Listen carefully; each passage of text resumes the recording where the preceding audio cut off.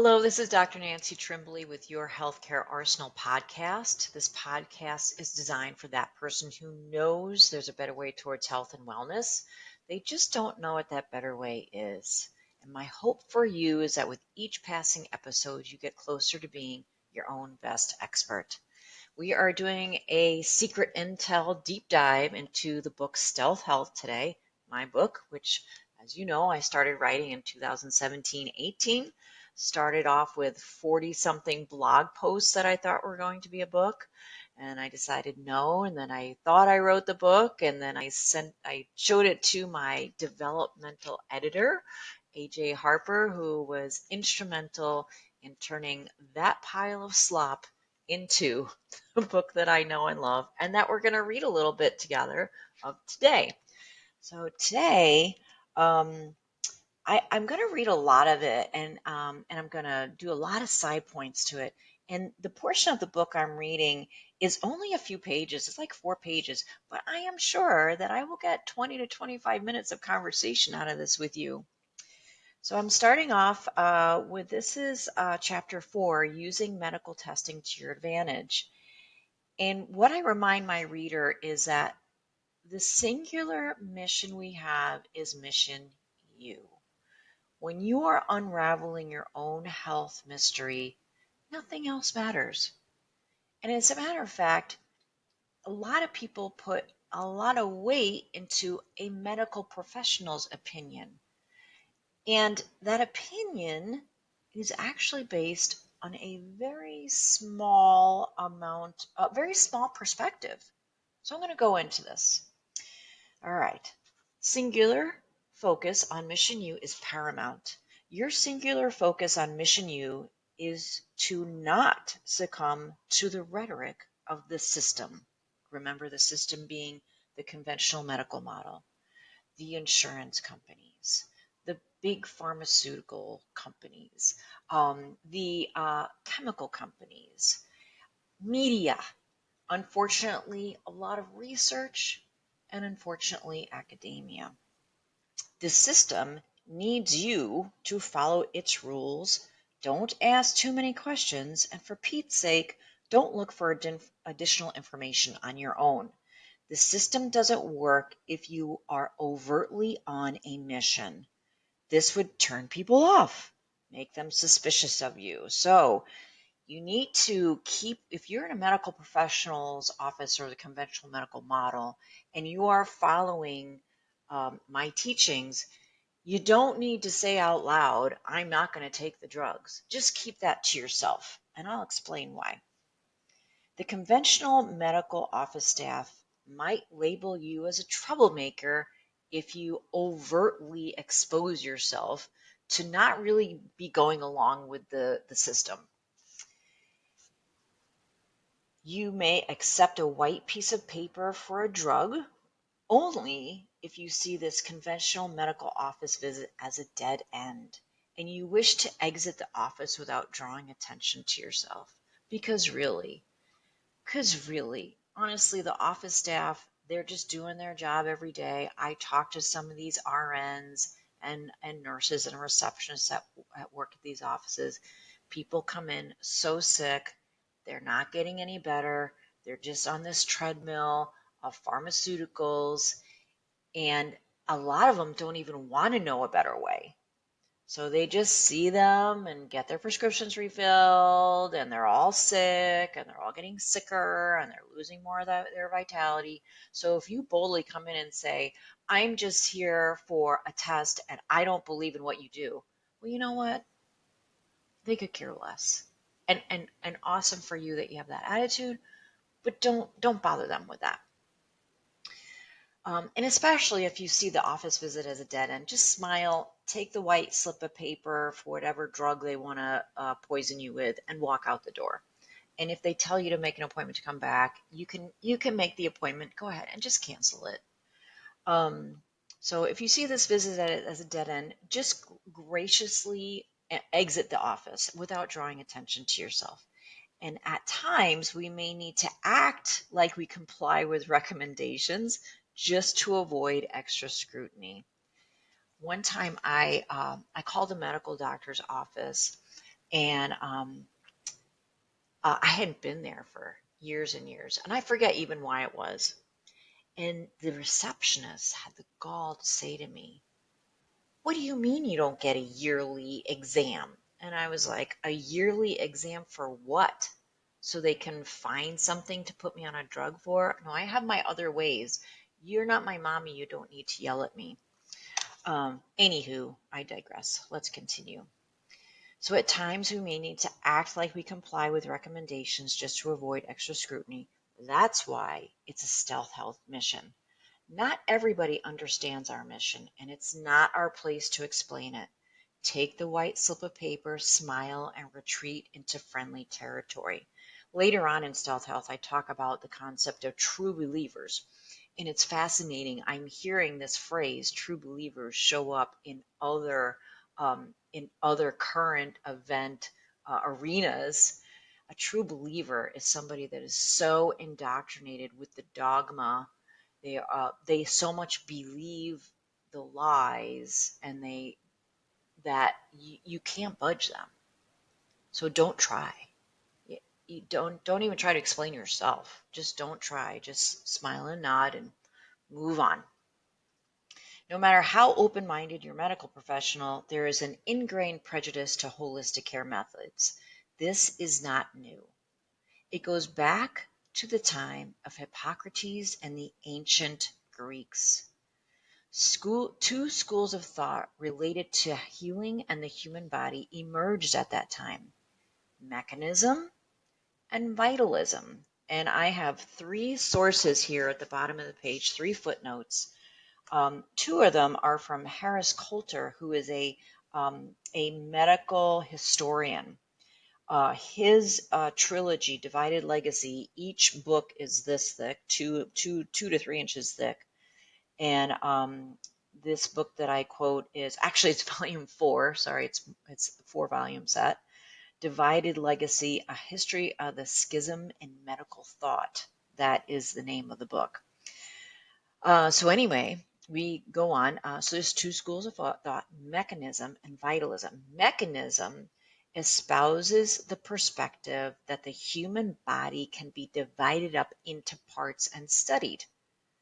So think about today's conventional medical model, who sees health and healing as mechanistic, as though the human body is a machine whose parts can work independently from each other. So you've experienced this.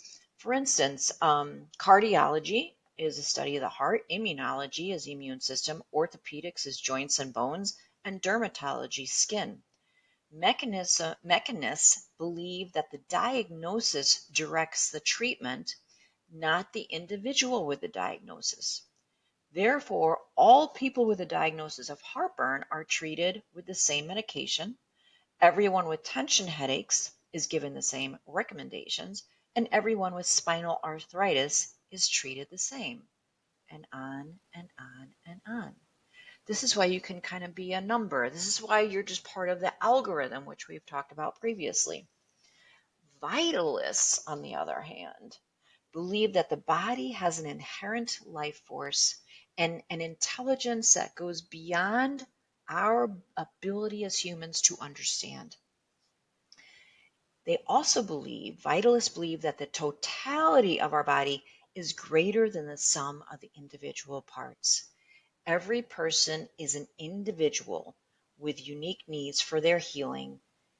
Focus is on assisting the body so it can do what it is intended to do and heal itself. So when you see a vitalistic practitioner, like a chiropractor or an acupuncturist, a homeopath, a naturopath, we are looking at the whole body to either remove an interference or give the body what it needs so the body can do what it does best and heal itself. So for instance, I continue in Stealth Health. Homeopathic remedies use small amounts of a toxic substance your body is fighting to increase the fight from your body. A chiropractor may adjust your back or neck or even your foot to help your low back pain. An acupuncturist looks at your tongue no matter what your illness. And a vitalist approach does not require a diagnosis because it addresses the imbalances that interfere with the normal recuperative power, and your body does the rest. So these two schools of thought are still active today. You as the person, you on your mission to unravel your health mystery may use both schools of thought in your paths of healing. You don't need to choose. You can use both schools of thought. You might see a chiropractor because getting your upper back adjusted helps with your asthma, but you might also have a medical doctor prescribe an inhaler to use routinely or as needed. You don't need to choose sides. Some doctors within the mechanistic or vitalistic worlds might tell you that you need to choose a side, but in most instances, this is unnecessary. Now, I do have to tell you, there are times where I find out what a mechanistic health provider is doing for one of my patients, and I have to tell them, okay, either stop or I need you to work with that health care provider to wean you off of whatever you're doing. This is especially true in physical therapy. And if you've seen some of the other podcasts where I interview physical therapists whom I love, who work outside of kind of like this restricted box of cookie cutter physical therapy, I just let them have free reign. But some of the cookie cutter physical therapists, I have to tell my patients, okay, go there. I'm going to write you a little note, tell them to stop doing this. I go on with stealth health. Many aspects of modern conventional conventional medicine are useful and safe and can work alongside holistic remedies. And unless a logical explanation is given from your medical professional to stop your holistic health care, please address that with your holistic care provider. So this is Mission You, and you know best. So I have a funny story that didn't make it into the book. When I was in practice for just a few years in my own practice, so this was 1997, 1998, I worked in an office building. My practice was in one quarter of the building, and there was a large neurology practice that was in 3/4 of the building. And there was the owner neurologist, and then there was these associate neurologists. And there was a young woman that had just started there as a young neurologist, and I had waved to her in the parking lot, but I hadn't actually had a chance to talk to her until one day. She and I were both walking to our cars at the same time. And we did some niceties, introduced each other, lovely person.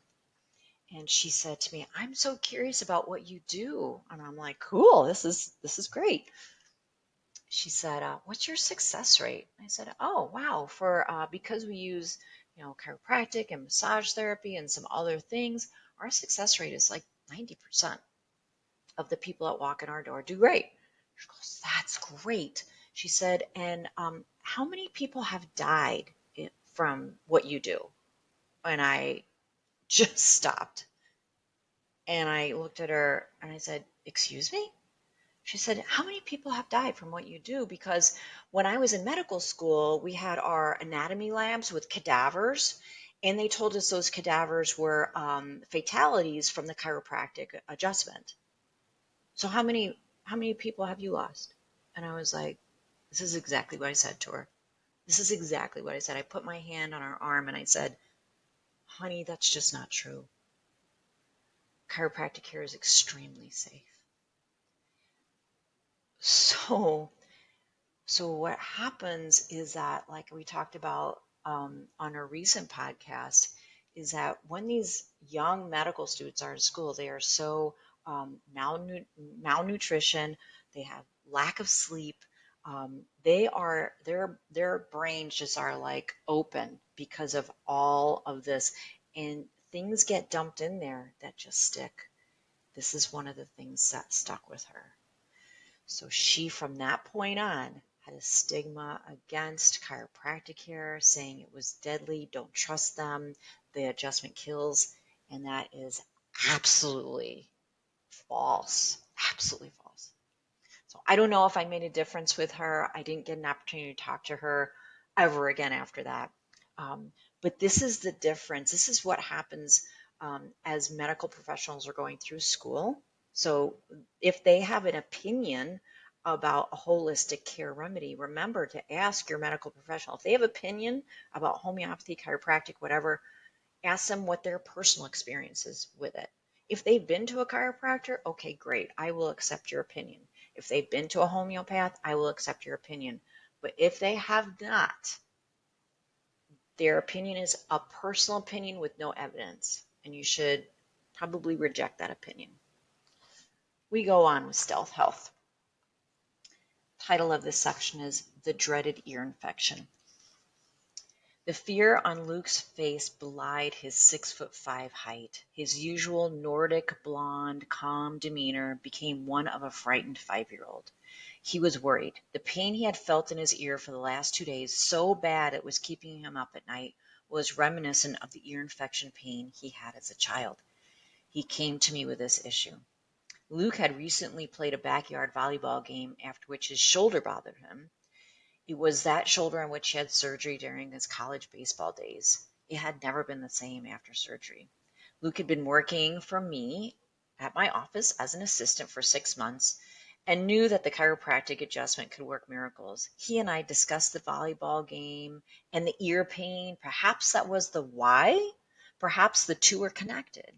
I found a muscle on the side of his neck that when this muscle's in spasm, it can trigger a phantom ear pain.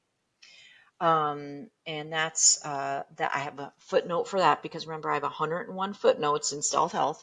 Footnote for that from the Trigger Point Therapy Workbook. So the spasm could have resulted from too many volleyball serves using the already weakened shoulder. I did an adjustment of the shoulder, and our massage therapist worked the muscle. Luke also used cold laser therapy on his ear to decrease the pain he was feeling.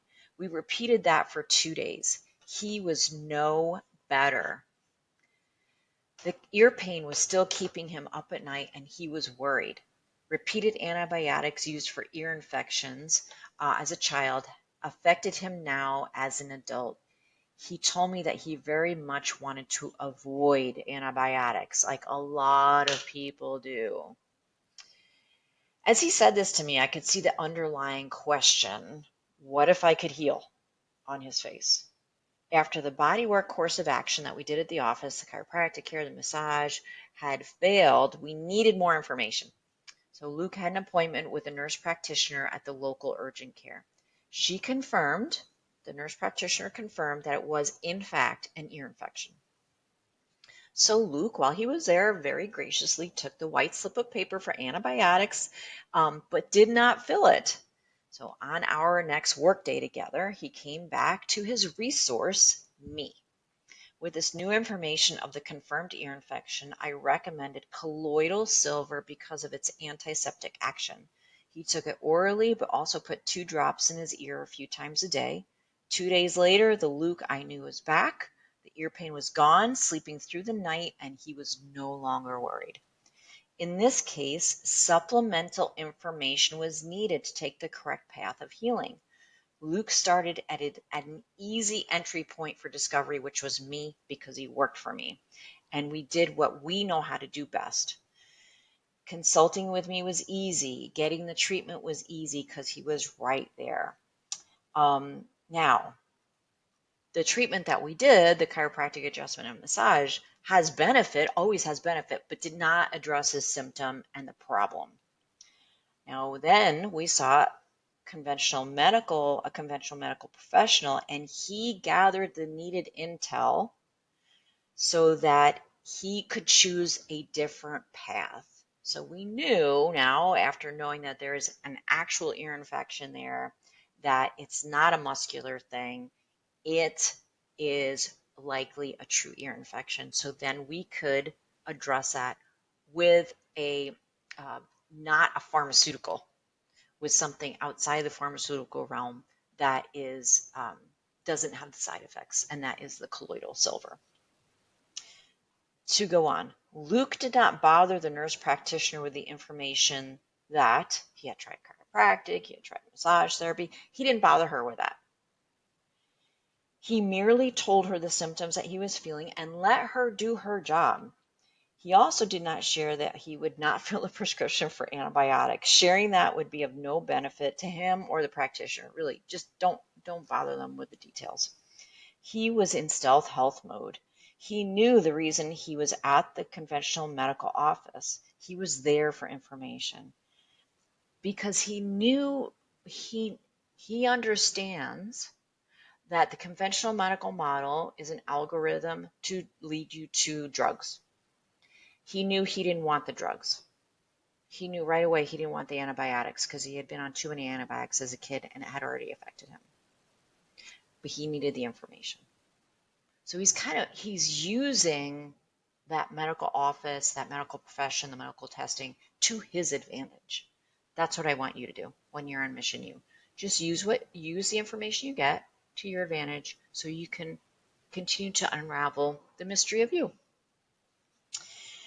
All right, so I continue. There is a world of opportunity for health and healing. Using medical professionals for their expertise and the testing is our right.